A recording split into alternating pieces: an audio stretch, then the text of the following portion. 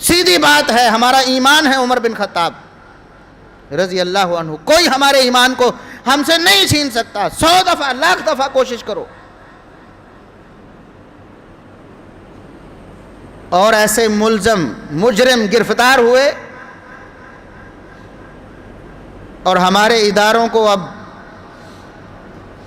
مثال بنانا چاہیے ان مجرموں کو، ان ملزموں کو جو پکڑے گئے ہیں، ویڈیو ثبوت موجود ہیں، انکار نہیں کیا جا سکتا، رد نہیں کیا جا سکتا۔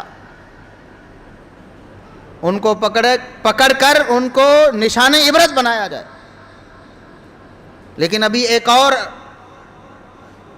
افواہ پھیلائی جا رہی ہے، ایک بات عام کی جا رہی ہے کہ وہ جو مجرم پکڑے گئے ہیں وہ کہتے ہیں جی ہم عمر بن خطاب پر لعنت نہیں کر رہے تھے، ہماری مراد عمر بن سعد تھا، کوئی اور عمر تھا۔ ایسے لعنتی لوگ ہیں، یہ ایسے کمینے ہیں، ہمیشہ چھپ کر وار کرتے ہیں، منافق ہیں، زبان سے کچھ کہتے ہیں، ان کے دل میں کچھ اور ہوتا ہے۔ یہ ان کا دین ہے، یہ ان کا ایمان ہے۔ کہتے ہیں جی ہم نے عمر کہا لیکن عمر بن خطاب نہیں تھے، وہ عمر بن سعد تھا جس پر ہم لعنت کر رہے تھے۔ کل کو کوئی بدبخت کھڑا ہوگا،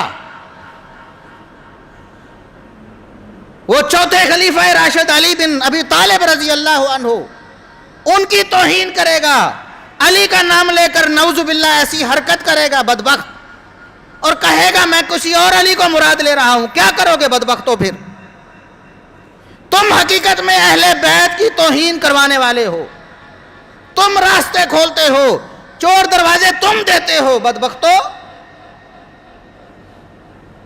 پھر جھوٹے نام نہاد محب بن کر پھر سامنے آتے ہو جی ہم اہل بیت کو سے محبت کرتے ہیں، ہم اہل بیت کی ناموس کا تحفظ چاہتے ہیں۔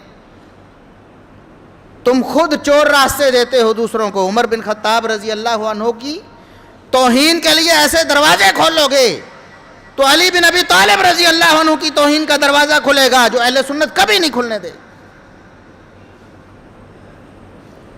فاطمہ بنت محمد صلی اللہ علیہ وسلم، نبی کریم صلی اللہ علیہ وسلم کی لخت جگر سیدہ فاطمہ، ہمارا دین ہمارا ایمان ہے۔